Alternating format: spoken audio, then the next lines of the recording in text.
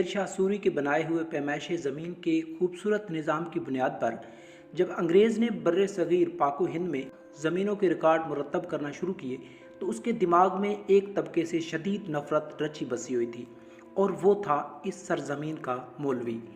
انگریز کی آمد سے پہلے یہ لفظ معاشرے میں اس قدر عزت و توقیر کا حامل تھا کہ بڑے بڑے علماء و فضلاء اپنے نام کے ساتھ مولوی صاحبان کا اضافہ کرتے ہوئے فخر محسوس کرتے تھے۔ انگریز کی اس طبقے سے نفرت کی بنیاد 1857 کی جنگ آزادی میں پڑی، جس کے سرخیل یہی مسجدوں کے مولوی تھے۔ دلی کی جامع مسجد سے جہاد کے اعلان نے بر صغیر کے مسلمانوں کو اس آخری مارکے کے لیے تیار کیا، لیکن یہ تو گزشتہ 50 سالوں کی وہ جد و جہد تھی جو مسجد کی چٹائیوں پر بیٹھ کر دین پڑھانے والے ان مسلمان علماء نے کی تھی۔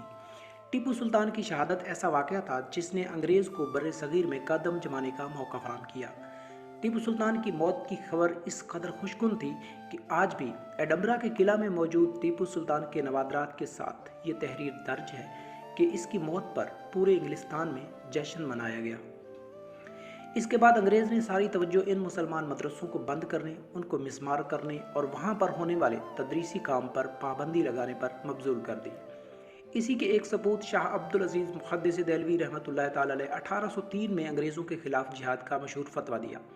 1857 کی جنگ آزادی میں مولانا فضل حق خیر آبادی اور دیگر علماء کی ایک طویل فہرست ہے جنہوں نے مولانا فضل حق خیر آبادی کی قیادت میں جہاد کا فتویٰ جاری کیا۔ 1857 کی جنگ آزادی کی قیادت علماء کر رہے تھے۔ مولوی کے بارے میں انگریز افواج اور انتظامیہ متفق تھی کہ وہ ان کا شمالی ہند میں سب سے بڑا دشمن ہے۔ ان کے مقابلے میں ایک دوسرا طبقہ تھا جس کی وفاداریوں نے انگریز کے دل میں اپنی جگہ بنا لی تھی۔ یہ تھا خطہ پنجاب کا زمیندار، چودھری، سردار، وڈیرا اور نواب، جنہوں نے مسلمانوں کی اس جنگ آزادی میں مجاہدین کے خلاف لڑنے کے لیے افرادی قوت فراہم کی۔ یہی نہیں بلکہ ان بڑے زمینداروں نے اپنے علاقوں میں جس طرح مسلمانوں کا خون بہایا اور انگریز کے خلاف اٹھنے والی ہر آواز کو دبایا، وہ تاریخی سچائی ہے۔ پاکستان کی اسمبلیوں میں بیٹھے ہوئے اکثر ممبران ان کے آباء و اجداد مسلمانوں کے خلاف اس خون ریزی کی قیادت کرتے تھے، اور یہاں تک کہ ایک مسلمان جہادی کو مارنے کا معاوضہ صرف چند روپے لیتے تھے۔ پنجاب کی دھرتی کے یہ عظیم سپوت جن کی اولادیں آج ہماری سیاسی قیادت ہیں، انگریز کے اس قدر وفادار تھے کہ جنگ عظیم اول میں جب فوج کی بھرتیاں شروع ہوئیں تو 1914 میں 28,000 میں سے 14,000 پنجاب سے بھرتی ہوئے، 1915 میں 93,000 میں سے 46,000 پنجاب سے، اور 1916 کے آخر تک پورے ہندوستان سے 2,23,000 نوجوان انگریز کے لیے لڑنے کے لیے فوج میں بھرتی ہوئے۔ ان میں سے 1,10,000 پنجاب سے بھرتی ہوئے تھے۔ دوسری جانب 1857 کی جنگ آزادی میں ہزاروں علماء کو پھانسیاں دی گئیں، توپ کے ساتھ باندھ کر اڑا دیا گیا، کالا پانی بھیجا گیا، مگر ان کی تحریک زندہ و جاوید رہی۔ 1864 میں امبالہ سازش کیس میں مولانا جعفر تانیسری اور مولانا یحییٰ کو پھانسی کی سزا سنائی جاتی ہے۔ شوق شہادت کا یہ عالم کہ دونوں سجدہ شکر ادا کرتے ہیں۔ انگریز ڈپٹی کمشنر پارسن اگلے دن آتا ہے اور کہتا ہے، ہم تم کو تمہاری مرغوب سزا شہادت نہیں دیں گے، بلکہ تمہیں تمام زندگی کالا پانی میں کاٹنا ہوگی۔ اس کے بعد یہ مشل مستقل روشن رہتی ہے۔ 1863 پٹنہ سازش، 1870 مالوہ سازش، 1871 امبالہ سازش، 1870 راج محل سازش اور ایسی بے شمار سازشوں کے خلاف بغاوتیں بر صغیر کے اس مولوی صاحبان کے سینے کا تمغہ ہے جو بوریا نشین تھا۔ انگریز جب ریونیو ریکارڈ مرتب کرنے لگا تو اس نے بر صغیر اور خصوصاً پنجاب میں آبادی کو دو حصوں میں تقسیم کر دیا، ایک باعزت کاشتکار اور دوسرے غیر کاشتکار۔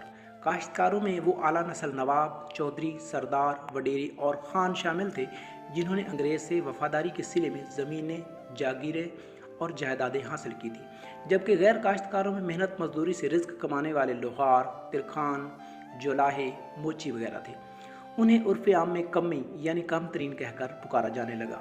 پنجاب میں کمی کمین ایک عام لفظ ہے جو ہر متکبر زمیندار کے منہ پر ہوتا ہے۔ ریونیو یعنی محکمہ مالیات کے ریکارڈ میں ایک فہرست کمیاں مرتب کی گئی جس میں لوہار، ترکان اور موچی جولاہے کے ساتھ مسلمانوں کی قیادت کے دینی طبقے مولوی کو بھی شامل کر دیا گیا، اور پھر گاؤں میں جو تضحیک کمی کمینوں کے حصے میں آئی، مولوی کو بھی اسی تضحیک کا سامنا کرنا پڑا۔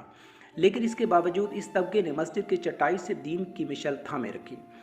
हज़ारों देहातों में ये वाहिद पढ़ा लिखा फ़र्द हुआ करता था, लेकिन बड़े ज़मींदार जो जाहिल और अनपढ़ थे उनकी तजलील सहना, जूतियों में बिठाया जाना, कटाई पर बिगार में लगाया जाना। मगर कमाल है इस मर्द बासफ़ा का कि सुबह फजर पर मस्जिद पहुंचता, चबूतरे पर खड़े होकर अजान देता, लोगों को अल्लाह की तरफ बुलाता, बच्चों के कान में अजान देता, निकाह पढ़ाता और उस जालिम चौधरी के मरने पर उसके लिए कुरान भी पढ़ता और दुआ के लिए हाथ भी उठाता।